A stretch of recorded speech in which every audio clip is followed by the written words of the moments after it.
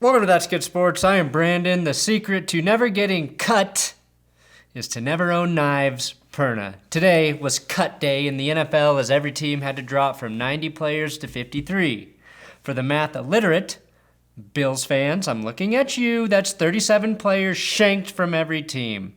Bills fans also received one of the more surprising releases when the team let running back LeSean McCoy go. It's also pretty sad that the Chiefs didn't have the courtesy to keep safety Harold Jones-Quarty after he was the only man brave enough to take down a streaker at the Packers-Chiefs game. Not sure how the hell that doesn't get a man a multi-million-dollar deal. But today I will update you on the roster moves I found shocking. Let's get sports.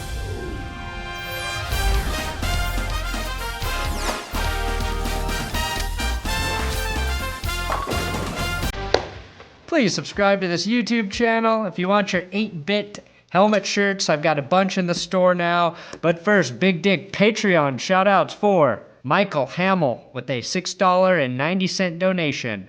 We all know what that means, Michael.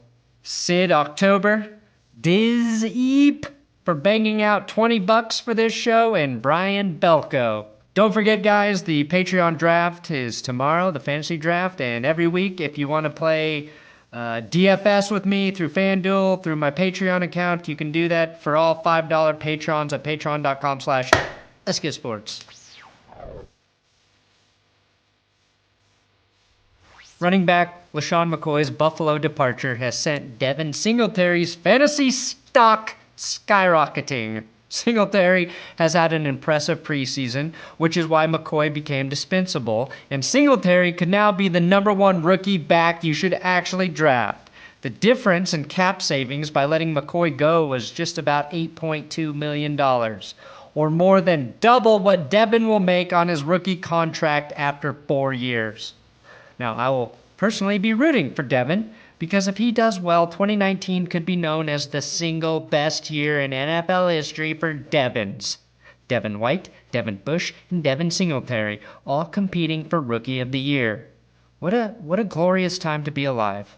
Unless you're Devin McCourty, who can never win Devin of the Year because he can't even have his own Twitter account. McCoy is drawing interest from the Chiefs, Chargers, Patriots, and Eagles. Obviously, I think he should go to Philly. The Chargers could be real players for Shady, as Melvin Gordon definitely for sure wants a trade. McCoy would probably be the best fit, though, with Andy Reid in Kansas City. And I don't even want to think about him helping Tom Brady win another Super Bowl. Hard Knocks star wide receiver Keelan Doss was cut by the Oakland Raiders. Shocking! Doss is actually one player I think another NFL team should grab before he clears waivers. At one point in Hard Knocks, they played a soundbite of some NFL talker saying Doss was the best preseason wide receiver he had ever seen play. Oakland also released tight end Luke Wilson. I guess it's true what they say, though. If you don't have great, big, juicy calves, you're not fucking playing for John Gruden. No. I was really nervous with my calves. You look good, man. And I was running by Coach Gruden, and I think he said something like, I couldn't understand him, but I think he said, hey, man, you gotta get bigger calves. Big mistake, John. Big mistake. Kiko Alonso cleans out his locker in Miami, which for whatever reason just makes me think of Eminem's I'm sorry, mama, but tonight I'm cleaning out my closet or locker. You know the only rapper Kiko listens to is Eminem. Alonso was officially cut by the Dolphins, and the Raiders are the team supposedly most interested in Kiko now. Which, with Joe Flacco as a division rival, that is just who they need, the world's best Flacco headhunter. If the Raiders want to have any chance of not finishing in last place in the AFC West again, Kiko might be their answer. The Patriots let Brian Hoyer go after Tom Brady said Hoyer refused to eat any of the new TB12 vitamins instead of his normal lunch of pastrami, bananas, and White Claw. Hoyer said only starting QBs make the kind of money you need to afford TB12 products. Also, vitamins do not mix well with White Claw. The Patriots also cut Demaryius Thomas because they have no souls.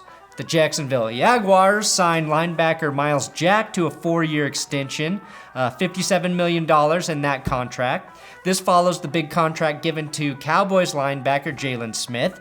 Pretty cool to see Myles Jack getting paid after many feared he'd never fully recover from the knee injury he suffered at UCLA.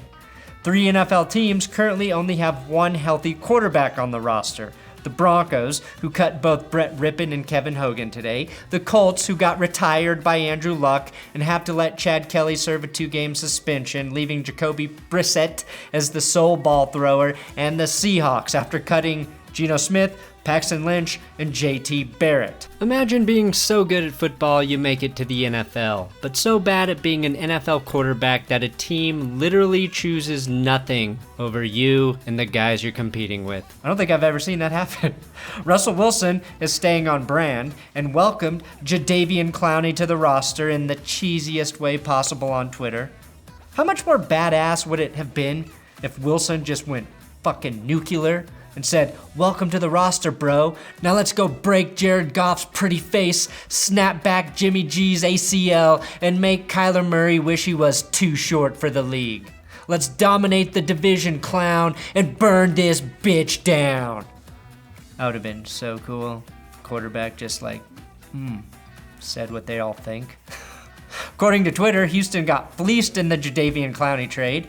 Seattle is like the older brother here, who tricks his younger brother into trading him his best toy just so the younger brother can hang out with him for like an hour. And the reason the older brother can get away with manipulating his little brother is because dad's not around.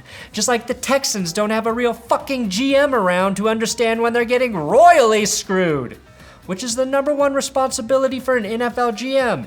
Make sure you don't get royally fucked. If we wanted to get royally fucked, we would have moved this team to London years ago.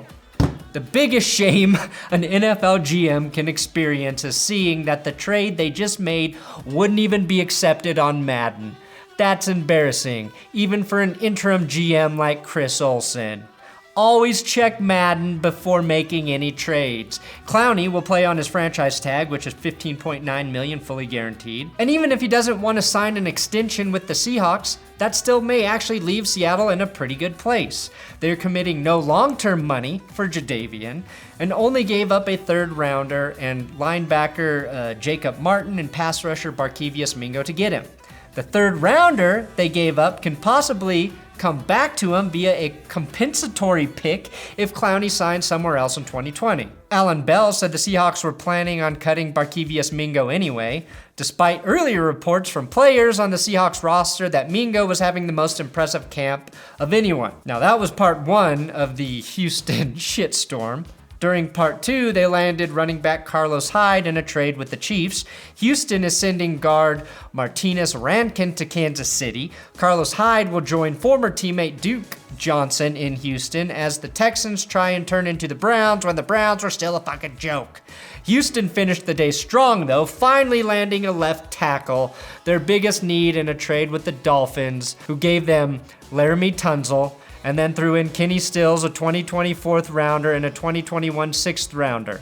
The Texans gave up not 1, but 2 first-round draft picks, one in 2020, one in 2021, and a 2021 second rounder with Johnson Batamosi, a guy so good the first 3 letters of his last name spell bad, and Julian Davenport, a guy so good the first 4 letters of his last name spell Dave. Fucking Dave. All for Laremy Tunsil. Oh no, you don't want to get daved. The Miami Dolphins now have 4 first round and 4 second round and 2 third round draft picks in the next 2 drafts. So their future prospects could be very bright. They're basically taking the Raiders approach, unless they draft like the Browns before Dorsey arrived. Miami also cleared $25 million in 2020 cap space. Tanking in Miami just got more real than when we already thought that it was pretty freaking real. Houston does get a lot better on the offensive line with Laremy Tunsil, which could be huge for that offense. Their long-term future plans, though, do not look bright because they have no draft picks left, no GM, and no respect from any other team in the league. They have to win the Super Bowl this year, or they will literally vaporize into nothing like hitting a bad jewel pod.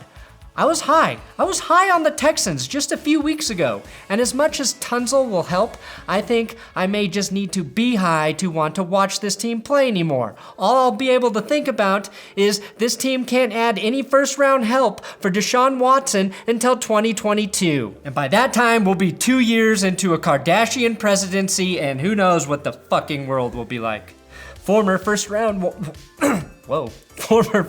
wide receivers Josh Doxson and Laquan Treadwell were released by Washington and Minnesota today, which officially makes the 2016 wide receiver draft class the wrongest in recent memory. Add Corey Coleman and Will Fuller to that first round class, and the second round is where Michael Thomas, Sterling Shepard, and Tyler Boyd were all selected, which actually kind of makes a solid case for the Texans' new philosophy of never drafting in the first round. 49ers running back Jerick McKinnon was placed on IR again. It is rare after a full year of recovery that you see a guy land back on IR for the same injury he was on IR the year before. Not a re-injury of the same body part, like when I re-injured my private area testing out a new shot back again, but the same injury that just didn't heal. That really sucks, and I hope McKinnon can get healthy and get back in the league. And finally, the Jets cut defensive end Jachai Polite after taking him in the third round of this last draft. All I can say is rude.